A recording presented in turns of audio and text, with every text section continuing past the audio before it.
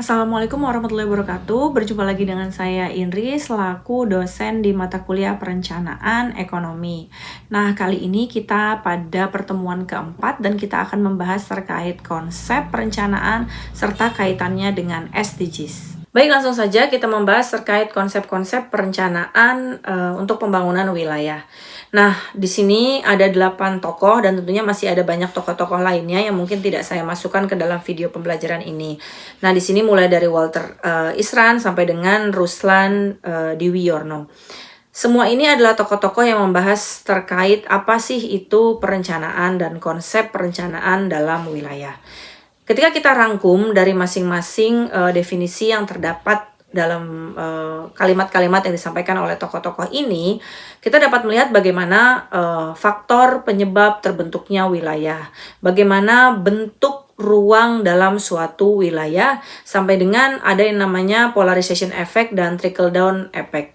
Polarization effect yaitu tentang efek bagaimana yang berpola untuk membentuk suatu wilayah, dan juga pola-pola ini dapat membuat suatu wilayah itu tergolong aglomerasinya.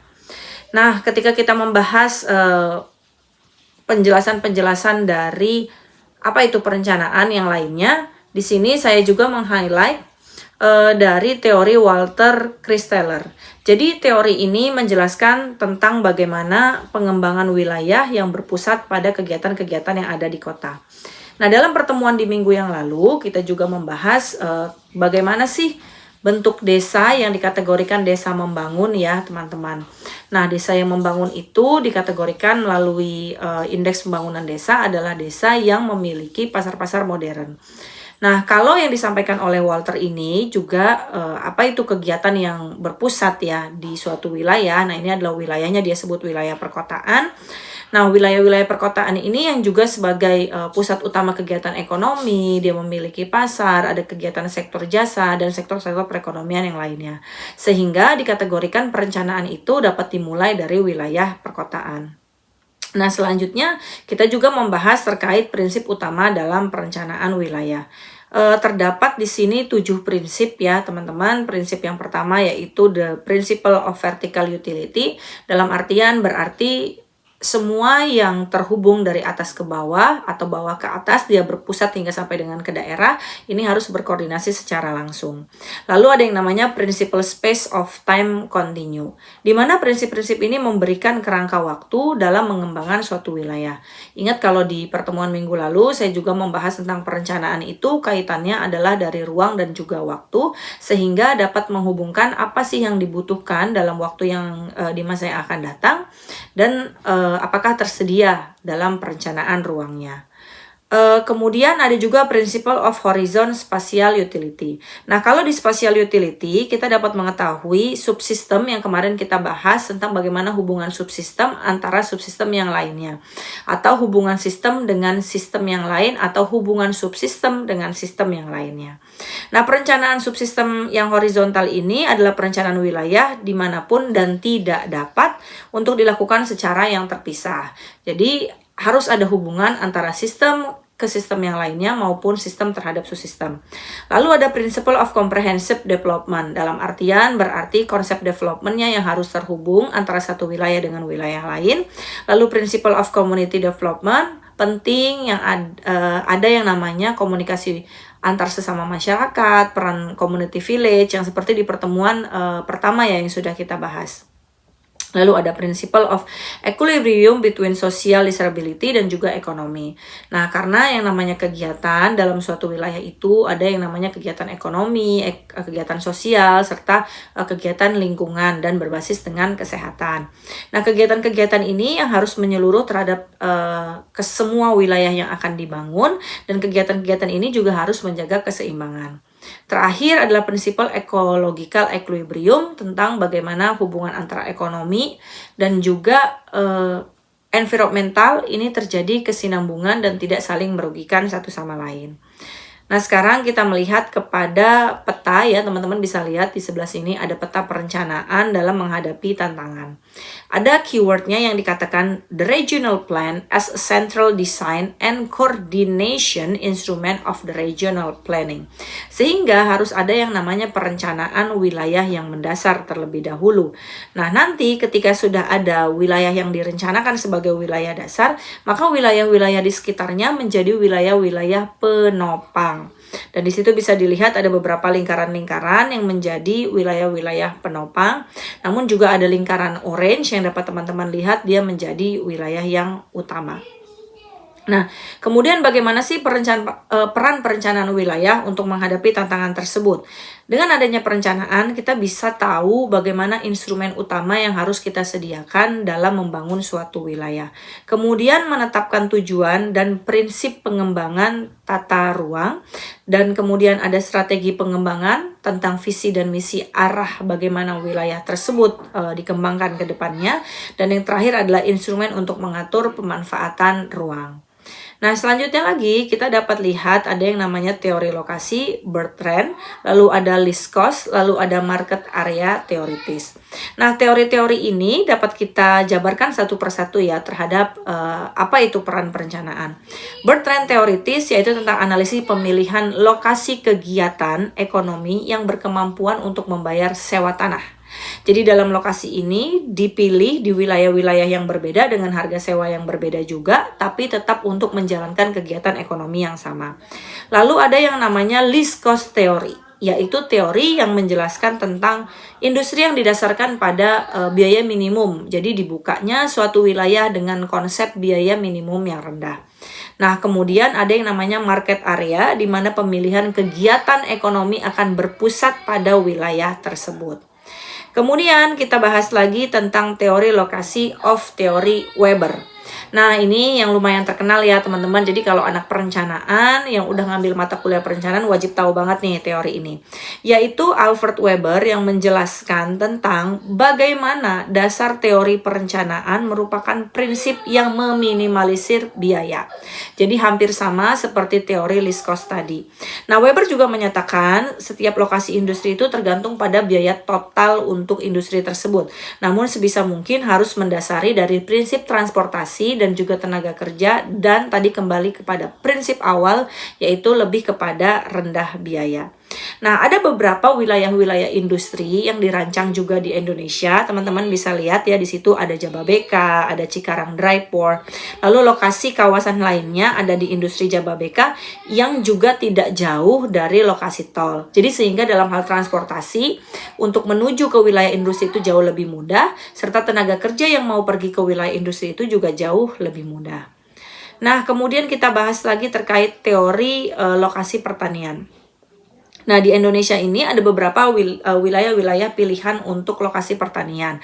Karena tentunya tidak bisa seluruh wilayah dijadikan sebagai wilayah pertanian. Apa sih penyebabnya gitu? Nanti kita akan bahas ya untuk diskusi kenapa setiap wilayah itu tidak dijadikan lokasi pertanian. Nah, dalam teori lokasi pertanian yang dikembangkan oleh Johan Hendrik, teori ini menjelaskan tentang bagaimana keputusan pemilihan lokasi pertanian. Nah, ini dipertimbangkan oleh faktor-faktor harga ekonomi, lalu biaya transportasi dan harga sewa lahan. Nah, tadi sudah kita sampaikan bahwa pemilihan lokasi ini harus berdasarkan aglomerasi wilayahnya masing-masing. Sehingga bagaimana tentang pemilihan lokasi pertanian ini harus mempertimbangkan unsur haranya, infrastruktur pertanian yang ada, dan juga konsep dari wilayah tersebut apakah memang dijadikan sebagai konsep wilayah pertanian atau nantinya dialihfungsikan sebagai wilayah pemukiman. Nah, kemudian bagaimana tentang teori hukum Tobler? Nah, ini juga sebagai anak perencanaan wajib untuk mengetahui apa sih yang dimaksud dengan hukum Tobler. Kalau tadi kita udah bahas tentang hukum Weber, sekarang ada hukum baru lagi yaitu hukum Tobler. Nah, Tobler ini adalah salah satu teori hukum pertama yang tentang analisa geografis suatu wilayah. Ada yang namanya aksionim in GIS. Nanti teman-teman akan belajar mengolah data menggunakan software GIS.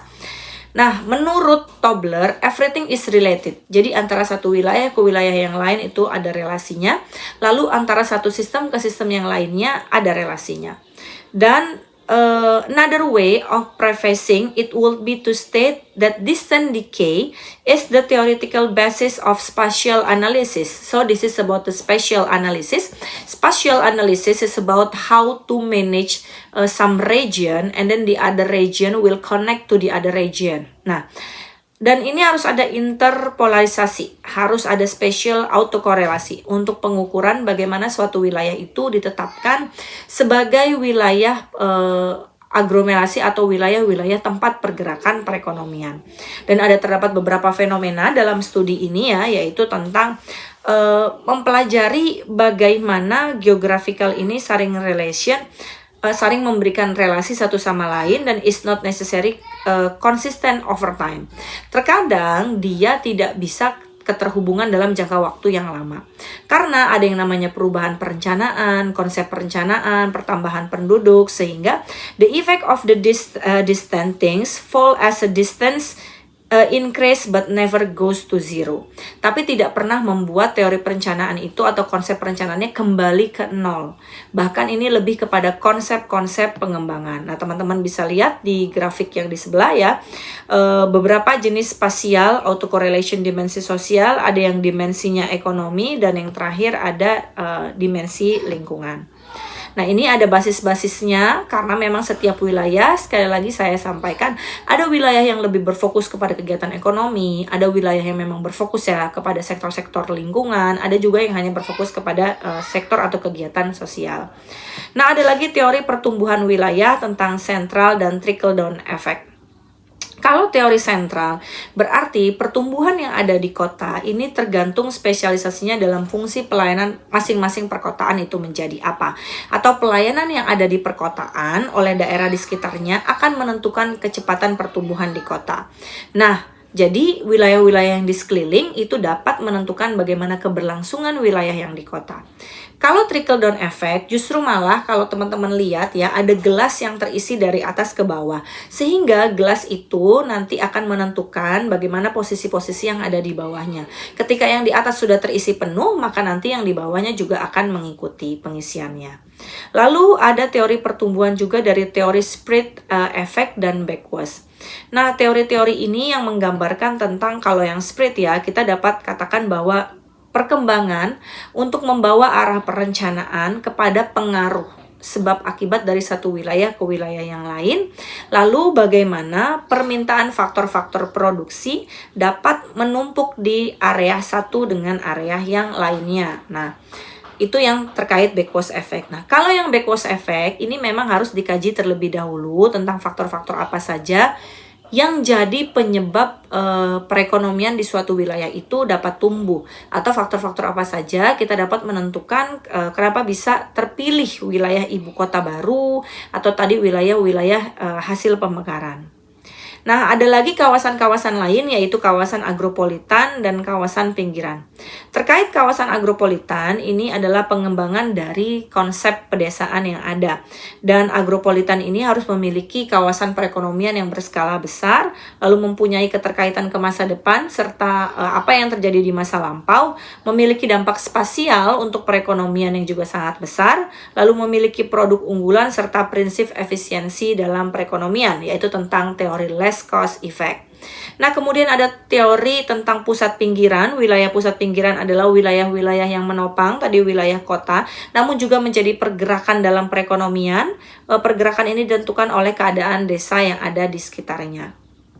Lalu ada teori kutub pertumbuhan growth pole, di mana ada satu titik yang menjadi kutub utama dalam pertumbuhan ekonomi di suatu wilayah, bahkan di suatu negara, dan pembangunan tidak terjadi secara serentak. Dia bertitik pola pada wilayah pertumbuhan terlebih dahulu, lalu membangun hubungan intern terhadap wilayah-wilayah yang ada di sekitar, dan ada yang namanya konsep multiplier effect, yaitu konsep yang dapat memberikan efek ganda terhadap wilayah lain dari pertumbuhan suatu wilayah. Dan bersifat mendorong ke daerah yang arahnya ke belakang, lalu pertumbuhan tidak terjadi di setiap ruang, tapi hanya pada titik-titik atau pol-polnya saja. Dan pertumbuhan juga teraglomerasi sebagai pendorong utama dengan bahan baku dari wilayah yang ada di belakang. Nah, ketika kita kaitkan semua ini terhadap konsep perencanaan berkelanjutan, maka keluarlah kota yang berkelanjutan ya. Ada statement kota yang berkelanjutan dan ada beberapa perencanaan SDGs. Di sini saya sampaikan tentang rangkaian penyusunan rangkaian SDGs yang ada di Rencana Aksi Nasional. Nah, di sini teman-teman bisa lihat bahwa ada yang namanya kota yang berkelanjutan, menciptakan sustainability life yang ada di kota, sehingga kota-kota ini dapat menjadi penopang kegiatan perekonomian yang ada di wilayah sekitar. Dan kota-kota ini juga menjadi pusat pertumbuhan bagi wilayah yang ada di sekitar. Nah, ketika kita kaitkan dengan perencanaan berkelanjutan, di sini ada yang namanya konservasi untuk life on land. Teman-teman bisa lihat bagaimana sih perencanaan berkelanjutan dalam SDGs. Kita melihat adanya tujuan kelima, life on land, yaitu tentang kondisi alam, environmental yang tersedia untuk pertumbuhan di masa yang akan datang. Karena kita sadar bahwa perekonomian ini penuh dengan scarcity, sehingga sumber daya alam yang tersedia harus mampu memenuhi setiap kebutuhan manusia. Nah, teman-teman, sekian untuk pembelajaran hari ini, penjelasan yang tadi kita sampaikan tentang bagaimana konsep perencanaan, ada beberapa tokoh-tokoh dan hukum perencanaan yang wajib teman-teman ketahui. Nah, nanti akan kita lanjutkan pada diskusi yang ada di kelas maupun di dalam kolom komen. Baik, terima kasih untuk video pembelajaran kali ini. Saya akhiri. Wassalamualaikum warahmatullahi wabarakatuh.